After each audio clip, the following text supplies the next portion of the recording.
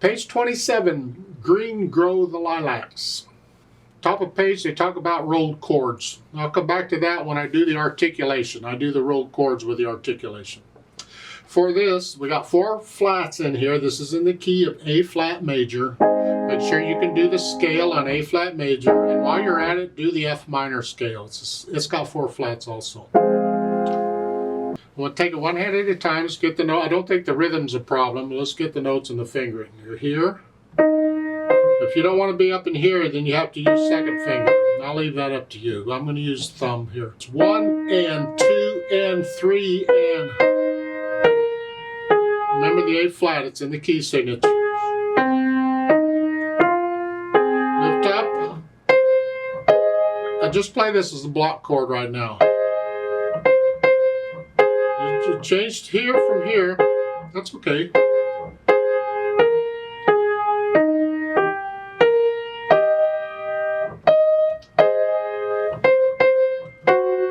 G flat. D flat's in the key signature. F flat there. Isn't this wonderful? 4th finger.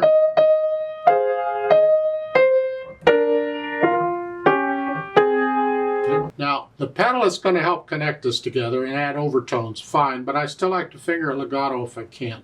So this last line, here, you're coming from here to here. Yuck. So I'm going to suggest we do this, because this is not a fast piece. We have time for this. Play that with whatever, 2 or 3, either one, and then immediately put 5th finger on it. Substitute. It's easier if you use 3rd finger, because that's closer to 5th finger. So you just slide 5th finger underneath it, and here. Here, and that way you can use 1 and 4. I can connect. That's what I want to do. That's what I want to feel. So I'm recommending a finger substitution there on the 3rd note and the 2nd measure. From a 3, put a 5 on it. Left hand just has the broken chords. I'm just transferring weight from, it ends up being a roll. This is fun. You get to the last 2 measures of the 2nd line, now it's a B flat. Back to the A flat. And then 3rd line's 3rd measure, that's a D flat. They're all black keys here. And back to the A flat. Put the hands together.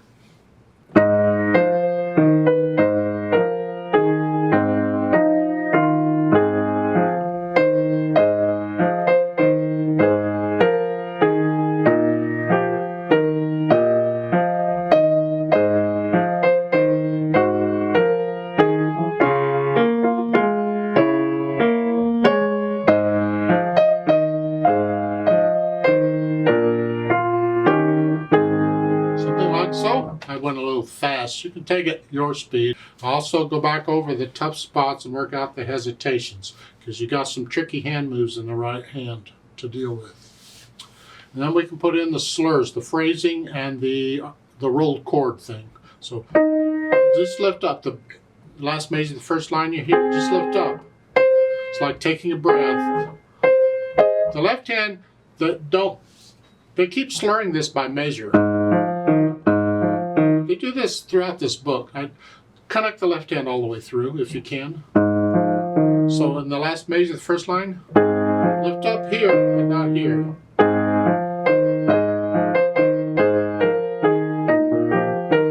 Lift up.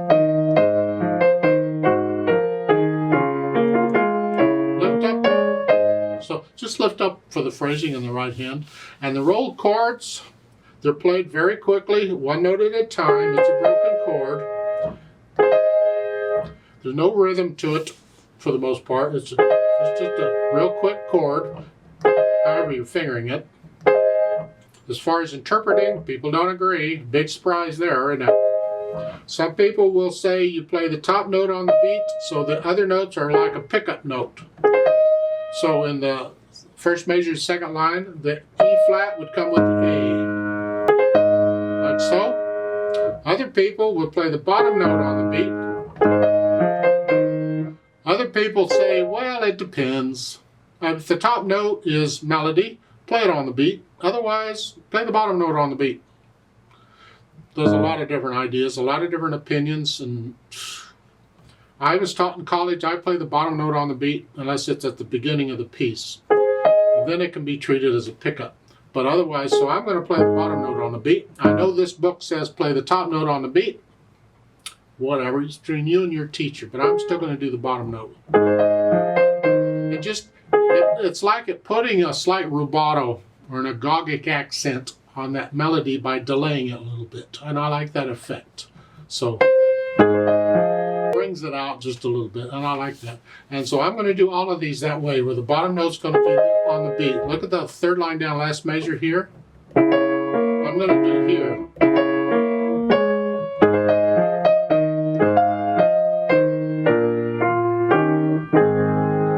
You can do the top note on the beat if you want. Here.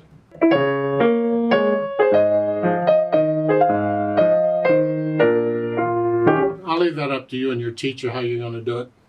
Now they've added pedal, and that's kind of nice here because we want the overtones. This is not a fast piece, not really a slow piece, was not a fast piece. We want to color it. It's too dry without pedal. We need the pedal.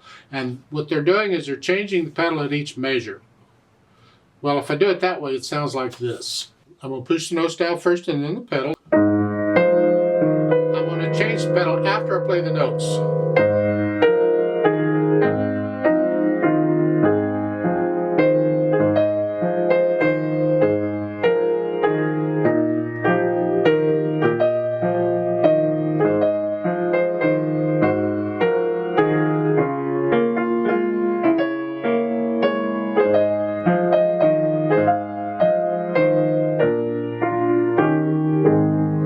Sounds okay to you, go for it. I find it a little mushy. So we can alter this and experiment a little bit. Since it's in 3/4 time, we can try a waltz pedaling type where you pedal just the first beat or the first 2 beats of every measure to reinforce the natural accent. So the first beat would be that way.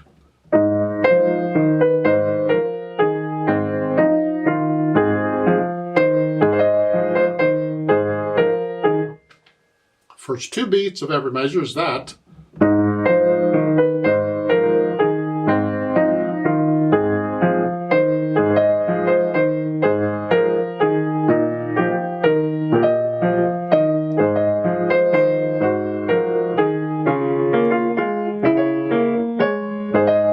That's sort of what that sounds like.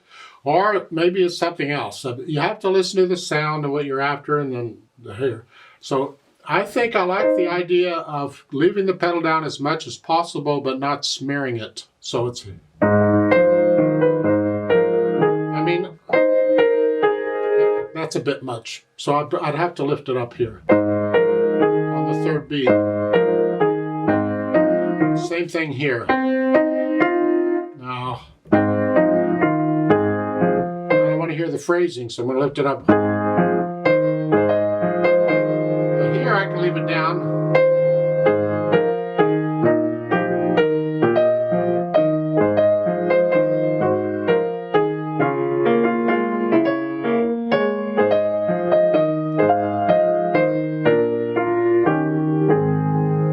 That's how I think I would, for the most part, I'm pedaling the first 2 beats because I don't want to smear it, but sometimes I can leave the pedal down for the whole measure. It just depends on the sound and what's going on.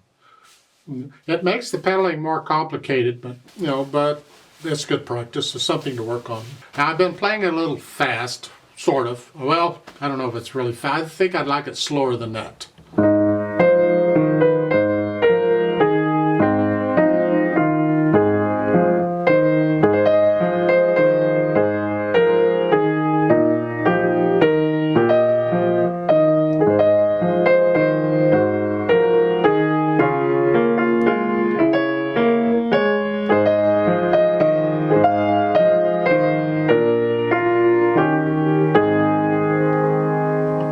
Dynamic wise, start out moderately loud. Whatever you think moderately loud is, that's the melody. That's what the left hand needs to be background. end of the second line, you're going to echo that sort of. It's soft. That means the left hand's very soft. Come up to loud. That's loud. Don't get loud until that note.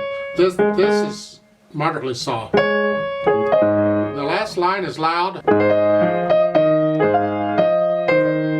the retardando slow down.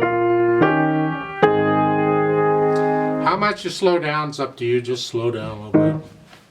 You got to get to know it well enough that you can feel the dynamics, and you feel how much you slow down. You feel the phrasing, and you always listening to the effect the pedal has. That's why we learn a piece without pedal first, so that when you add pedal, you can hear the difference and experiment with it. Is that really the sound I want with the pedal?